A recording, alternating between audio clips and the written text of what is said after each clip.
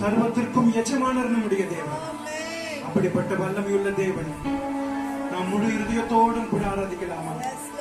கர்த்தர் சொல்லுகிறார், என்னை கனம் பண்ணுகிறவர்களை நான் கனம் பண்ணுவேன். இந்த நேரத்தில் கர்த்தருக்கு உரிய கனத்தை கொடுத்து நம்ம முழு இருதயத்தோடும் அவரை ஆராதிக்கலாமா? எந்த சில உலக காரியங்கள் வேண்டாம், உலக கவலைகள் வேண்டாம்.